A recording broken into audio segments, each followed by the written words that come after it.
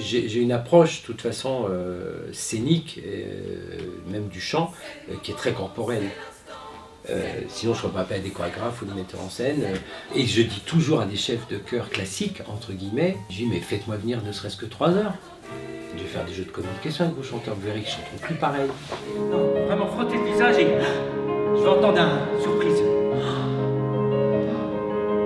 Onesuwa, RRB, ma sœur, n'importe quoi. Je ferai pas cette tête-là. La mâchoire, osez. Je vais entendre un. Et dès le début du créa, j'associais toujours, et ça fait un peu grincer les dents des puristes, parce que je dis n'importe quoi, sur 1 heure de chœur, je vais 15 minutes de travail du corps. Et pour eux, c'est du temps perdu. Bon, on s'étire, on fait ça, ça va. Bon, ça y est, moi, non, on s'étire pas. Non, il faut le chauffer. Les intercostaux. Les muscles intercostaux qui vont nous servir aussi d'appui pour le chant. Donc, il faut absolument qu'ils soient souples, en fait. Étirés. Donc, c'est pas en faisant c'est en faisant TS. Il faut chauffer l'instrument. Parce qu'un instrument, c'est pas que des cordes vocales, des résonateurs et des poumons et une respiration. C'est des malléoles détendus, c'est les circuits, les genoux pas verrouillés, c'est le bassin en place pour l'appui. Déjà, ça ne peut en aucun cas être du cri associé à du défoulement. C'est du réveil. Donc, c'est des gestes d'énergie sur des sons précis qui ont des hauteurs différentes. Et c'est pas que des papé. Ça, pour moi, c'est anti-réveil. Vous voyez ce que je veux dire? Non, est-ce que les plus jeunes, vous entendez ce que je raconte? C'est des sons très précis qui partent du bas. C'est comme les sons qu'on a en arts martiaux, en fait. C'est-à-dire qui n'atteignent jamais les cordes vocales. Les oh, yes, boxing, dans tous les sens, dans toutes les hauteurs. Il n'y a pas que les bras. Vous pouvez travailler sur toutes les parties du corps. Plus de 100 muscles à chauffer. D'accord? On a bien bougé le corps, mais ça, on n'a pas beaucoup travaillé. Seulement sympathie créa. J'ai mis dedans des petites substances qui vont sur 8 ans, vous transformer la muscle fronto, sinusoïdal, tout, zygomatique, labio, tout, disque tête, tout ce qui va entourer que le résonateur, c'est sentir le corps, le visage qui se ratatine et relâche et Enfin, tu chantes avec ton corps, quoi. Tu joues du théâtre avec ton corps. Enfin, je veux dire, le corps, il est... Donc ça serait quand même presque une aberration de ne pas le travailler ou de ne pas le solliciter alors que c'est ton instrument. Donc au niveau chant. Tous ces jeux de contact, de création, d'écoute entre eux, de confiance, de communication, tout ça qui est plutôt du domaine du théâtre d'habitude où on fait ce genre de choses pour faire une troupe. Moi je l'ai mis au service d'un chœur. Ça peut être un gros bloc comme on a fait. Le plus longtemps possible. Respire.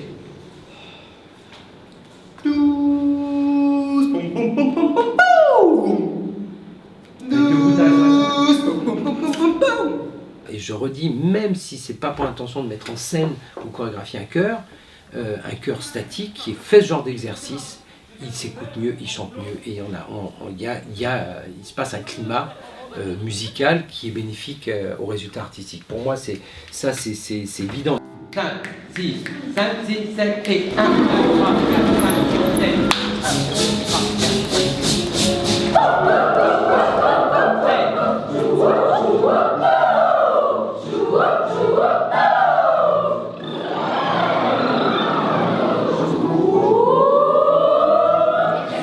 Chloé.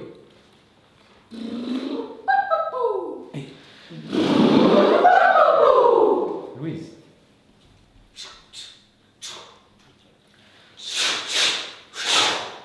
C'est parce que tous les profs de chant que j'ai eus m'ont parlé de tout sauf de mon corps. Transmettre, produire un son pour donner un public si tu as des tensions, si tu es incapable si tu n'as aucune liberté, une circulation d'énergie de partout, je trouve que c'est au détriment de la voix. Et sans que ça altère la qualité du son. Sans déstabiliser vocalement. Hein.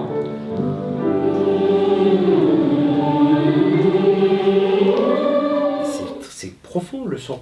L'instrument vocal, il est du sommet du crâne aux orteils.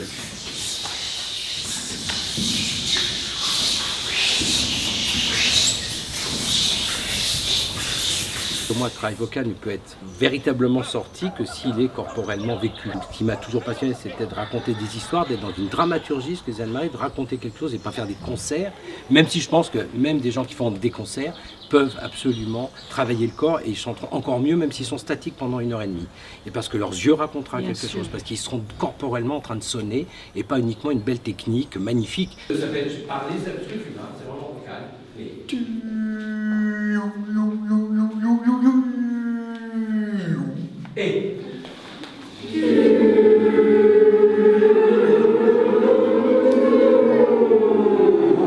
et stop! Oh, elle arrive! Et un son!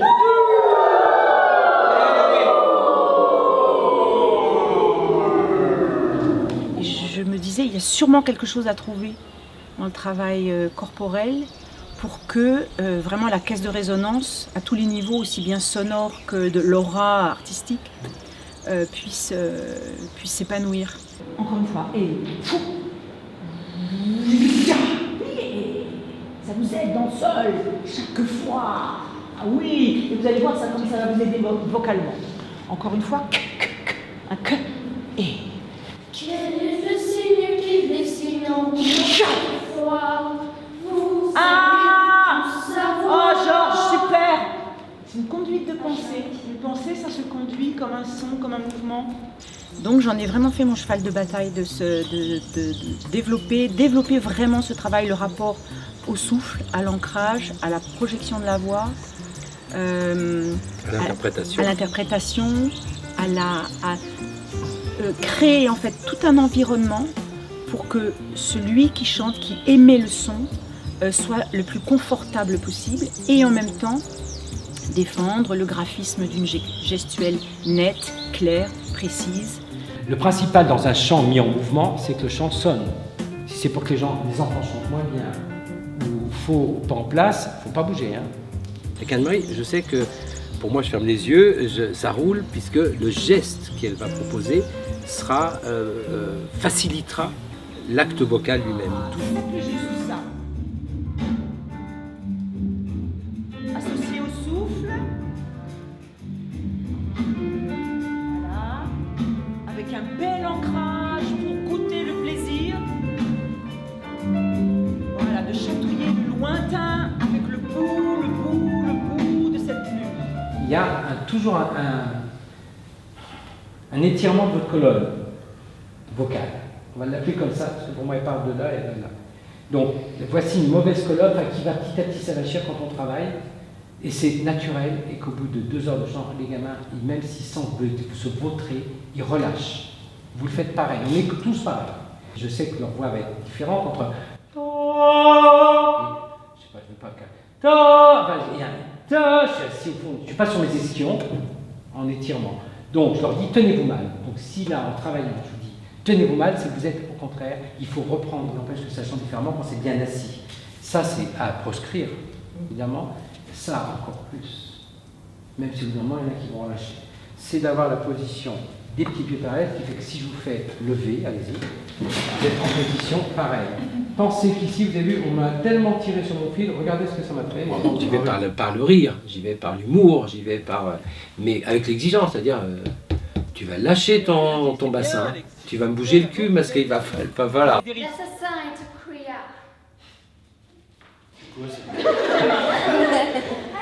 Non, c'est Miss Serpent à la foire de Londres. Hé, les bras, souriez, elle sourit. Oh, la vie est belle, les bras ensemble. Vous n'êtes pas ensemble. Et repartez comme les petits rats des égouts. Petits rats. Ils n'ont pas eu un cours, comme ils pouvaient attendre sur la voix en scène. Être dans cette transversalité ne peut qu'être enrichissante pour les enfants et les aider à mieux chanter. Et du coup, on finit par peut-être aussi avoir des couleurs qui soient liées à ça, quoi. C'est-à-dire, on n'est plus ni dans un lacet piano, lacet fort. Là, tu me fais un crescendo. Mais d'être dans des couleurs qui soient liées avec ce qu'ils racontent, l'intention du moment. C'est de votre aide, je les